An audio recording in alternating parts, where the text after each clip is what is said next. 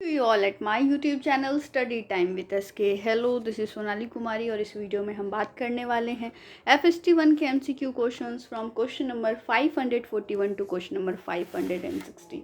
Start करेंगे आज के पहले क्वेश्चन से 541 नंबर का क्वेश्चन. लेकिन उससे पहले अगर आपने अभी तक हमारे सभी वीडियोस नहीं देखे हैं तो आप हमारे चैनल के प्लेलिस्ट सेक्शन में जा कर के उन वीडियोस को देख सकते हैं और वीडियो को लाइक कर दीजिए इससे पहले कि आप वीडियो की भावनाओं में बहें, और अपने फ्रेंड्स तक ज़रूर वीडियो को शेयर करें. और अगर आप अभी तक हमारे चैनल पर नए हैं तो चैनल को सब्सक्राइब कर लीजिए, साथ ही साथ हिट कीजिए बेल का आइकन ताकि आपको हमारे वीडियोस के रिगार्डिंग सारे नोटिफिकेशंस ऑन टाइम मिलते रहें. पिछला वीडियो हमने विटामिन को डिस्कस किया था और आज भी जो स्टार्ट कर रहे हैं वो एक विटामिन से रिलेटेड एक क्वेश्चन आपके सामने है. Which vitamin will not excess stored in body. कौन से विटामिन है जो हमारी बॉडी में एक्सेसिवली स्टोर नहीं होगी, ज़्यादा स्टोर नहीं हो सकती है. आपके पास ऑप्शन है A vitamin B and C, option B है vitamin D and B, option C vitamin A and B, option D है विटामिन डी. और इसके लिए जो करेक्ट आंसर है वो हो जाएगा option A vitamin B and C. Vitamin B और सी जो है ये दोनों ही विटामिन जो हैं वो हमारी बॉडी में स्टोर क्यों नहीं हो सकते हैं एक्सेसिवली. इसका कारण ये है कि ये दोनों ही विटामिन जो हैं वो वाटर सॉल्यूबल हैं. ये एक एक्स्ट्रा फैक्टर क्वेश्चन में पूछा जा सकता है, इसको ध्यान रखिएगा कि विटामिन बी और सी ये दोनों विटामिन जो हैं ये दोनों के दोनों वाटर सॉल्युबल विटामिन होते हैं. ये पानी में सॉल्युबल हो जाते हैं, इसीलिए एक्सेसिवली यूरिन के साथ निकल जाते हैं, पास आउट हो जाते हैं. अच्छा, जो विटामिन, अब वो कौन कौन से विटामिन हैं जो फैट सॉल्युबल हैं, तो केड़ा से याद रखिए KEDA.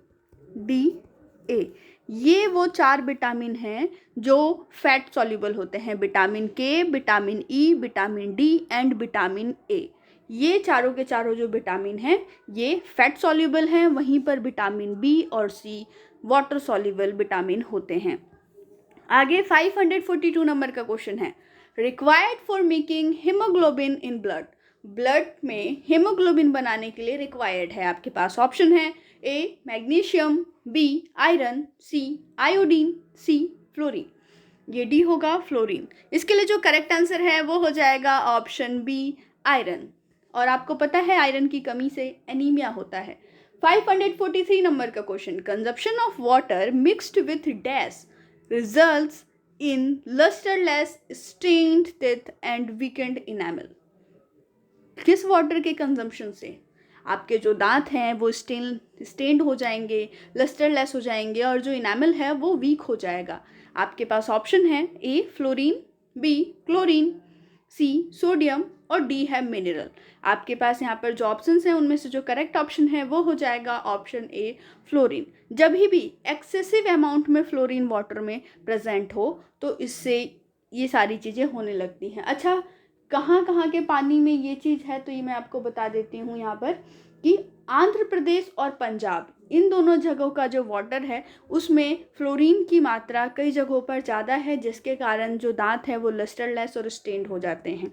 ये जो फ्लोरीन है वो चमक के लिए, दांतों में चमक रहे इसके लिए हमारे टूथपेस्ट में भी होता है, लेकिन उसकी जो अमाउंट है वो कैलकुलेटेड होती है और कम होती है. 544 नंबर के क्वेश्चन पे आते हैं. यहाँ पर excess of protein taken in a day is converted into. अगर आप एक दिन में ज़्यादा प्रोटीन ले लेते हो तो वो प्रोटीन किस में कन्वर्ट हो जाता है. आपके पास ऑप्शन है A energy, B fat, C carbohydrate and D is A and B. और इसके लिए जो करेक्ट आंसर होगा वो हो जाएगा option D A and B. जब भी आप एक्सेसिव प्रोटीन ले लेते हो एक दिन में तो वो एनर्जी और फैट में कन्वर्ट हो जाता है. 545 नंबर का क्वेश्चन है. Energy is produced in the body from food by a process called.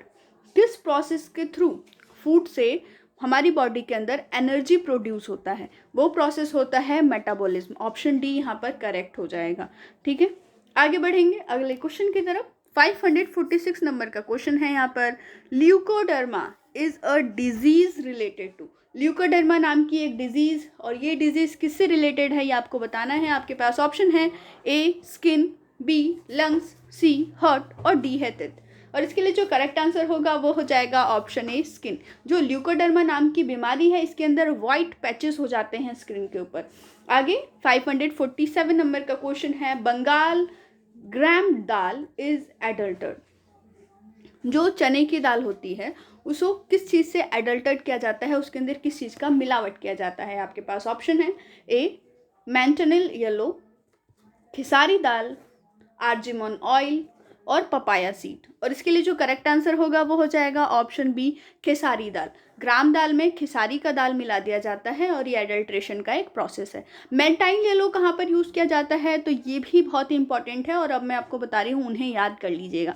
मेंटाइल yellow जो है ये मिलाया जाता है टर्मरिक के अंदर। और यहाँ पर बात करें अगर आर्जिमन ऑयल की, तो आर्जिमन का ऑयल जो है ये मिलाया जाता है मस्टर्ड ऑयल के अंदर। तो यहाँ से आपने 2 एक्स्ट्रा फैक्ट्स देख लिए हैं और दोनों को आपको लर्न करना है। आगे बढ़ते हैं 548 नंबर का question, one sided severe headache. ये वन साइडेड हेडेक हो अगर, तो उस हेडेक को क्या कहा जाता है? आपके पास ऑप्शन है ए ल्यूकोडर्मा, बी एक्जिमा, सी माइग्रेन और डी है नॉन। और इसके लिए जो करेक्ट आंसर होगा वो हो जाएगा ऑप्शन सी माइग्रेन। माइग्रेन में वन साइडेड हेडेक होता है और वो काफ़ी तेज का दर्द होता है। 549 नंबर का क्वेश्चन है, to detect fractures of bones और to examine the condition of the lung methods use. आपने अभी क्वेश्चन को देखते देखते ये सोच लिया था कि इसका जो करेक्ट आंसर होगा वो एक्सरे होगा, लेकिन ऑप्शंस तो कुछ और कह रहे हैं। चलिए देखते हैं। आपके पास ऑप्शन है A biophysical method, B biochemical method, C physical method और डी है नॉन। और इसके लिए जो करेक्ट आंसर है वो है ऑप्शन ए बायोफिजिकल मेथड। अब एक्सरे की बात करते हैं जो आपने अभी भी सोच लिया था। तो जो एक्सरे है वो एक बायोफिजिकल मेथड होता है, ठीक है, लेकिन ये एग्जाम है, यहाँ पर इतनी इजीली सभी चीज़ों को थोड़ी ना प्रेजेंट किया जाएगा, कुछ तो टिपिकल रखा जाएगा ना, कुछ तो थोड़ा टफ होना चाहिए। तो आप इस चीज़ को याद रख लीजिए कि जो बायोफिजिकल मेथड है उसके अंदर एक्सरे आता है, ठीक है, और इससे हम डिटेक्ट करते हैं बोन में फ्रैक्चर या फिर एग्जामिन करते हैं कि लंग्स की कंडीशन कैसी है। आगे बढ़ते हैं 550 नंबर के क्वेश्चन की तरफ। नॉन इन्फेक्टियस डिजीज इज, कौन सी डिजीज नॉन इन्फेक्टियस है, यानी वो डिजीज जो इन्फेक्शन के कारण नहीं होती है? आपके पास ऑप्शन है यहाँ पर ए मलेरिया, बी स्कर्वी, सी डेंगू और डी है प्लेग। और इसके लिए जो करेक्ट आंसर होगा वो हो जाएगा ऑप्शन बी स्कर्वी। स्कर्वी जो है वो किसी विटामिन की कमी से होती है और आप हमें कमेंट करके बताएंगे कि वो कौन सी विटामिन होती है। आपके लिए हमने ये क्वेश्चन छोड़ा है और ये जो क्वेश्चन है वो हमने पीछे वीडियो में कवर किया है, तो आप वहाँ से भी देख सकते हो और आप अपने बुक को पढ़ के भी इसका आंसर दे सकते हो। आपको इसका आंसर जो है वो कमेंट बॉक्स में लिखना होगा कि स्कर्वी जो है वो किस विटामिन की कमी के कारण होती है। बात कर लेते हैं मलेरिया, डेंगू और प्लेग की, तो ये तीनों के तीनों इन्फेक्टियस डिजीज हैं। 551 नंबर का question, components of health. Health के कंपोनेंट्स कौन कौन से हैं? आपके पास ऑप्शन है A physical, B mental, C social और डी है ऑल ऑफ दीज। और करेक्ट आंसर हो जाएगा option D all of these. Health जो है वो 3 कंपोनेंट से मिलकर के बनता है, फिजिकल, मेंटल और सोशल।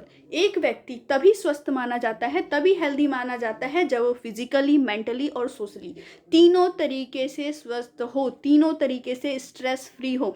अगर उसको फिजिकली कोई प्रॉब्लम है तो भी वो हेल्दी नहीं है, मेंटली कोई प्रॉब्लम है, स्ट्रेस है, एंजाइटी है, तो भी वो जो व्यक्ति है वो हेल्दी नहीं है, और सोशली भी अगर उसे कोई प्रॉब्लम है तो भी उस व्यक्ति को हेल्दी कंसीडर नहीं किया जा सकता है। इसीलिए जो हेल्थ के कंपोनेंट्स हैं वो 3 होते हैं, फिजिकल, मेंटल और सोशल। आगे 552 नंबर का क्वेश्चन है यहाँ पर, हु डिस्टिंग्विश माइक्रोब्स एज। हम माइक्रोब्स को किन तरीकों से यहाँ पर डिस्टिंग्विश करते हैं? आपको मैं बता देती हूँ, 4 ग्रुप्स होती हैं, 4 ग्रुप्स में डिस्टिंग्विश करते हैं। और इसके लिए सबसे पहले करेक्ट आंसर दे देती हूँ मैं, all of this correct answer होगा। बैक्टीरिया, वायरस, प्रोटोजो और फंगी, ये 4 वो ग्रुप्स हैं जिनके अंदर हम माइक्रोब्स को बांटते हैं, डिस्टिंग्विश करते हैं। आगे बढ़ेंगे अगले क्वेश्चन की तरफ। आई होप कि आपको वीडियो अच्छा लग रहा हो। 553 नंबर का question, polio caused by.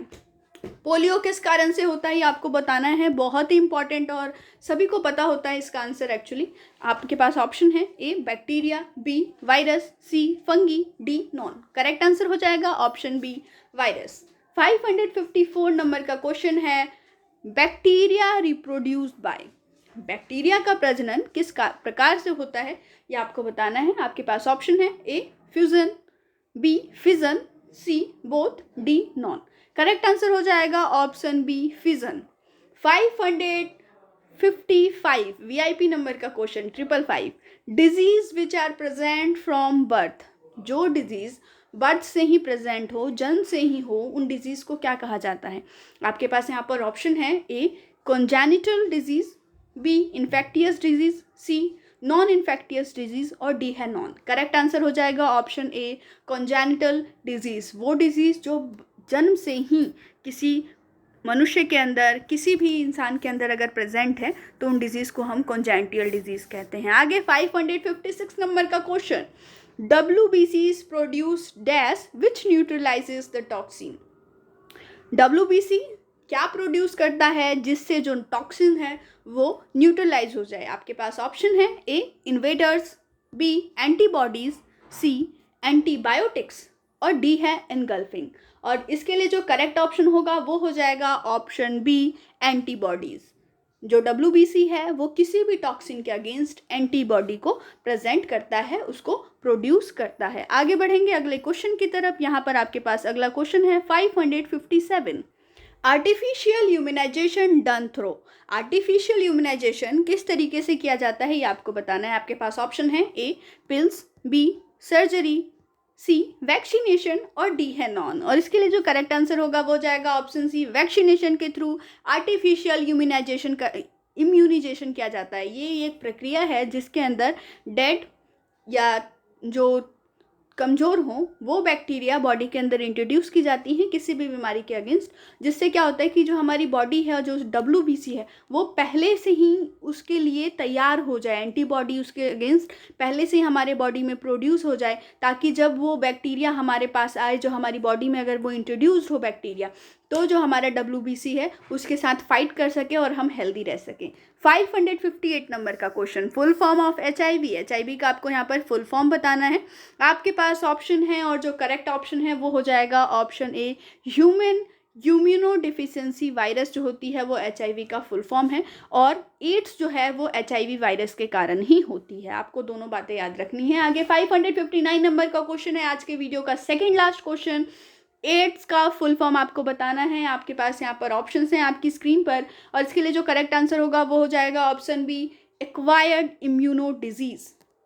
Next question देखते हैं आज के वीडियो का आखिरी क्वेश्चन, ये है in AIDS virus the information is coded in.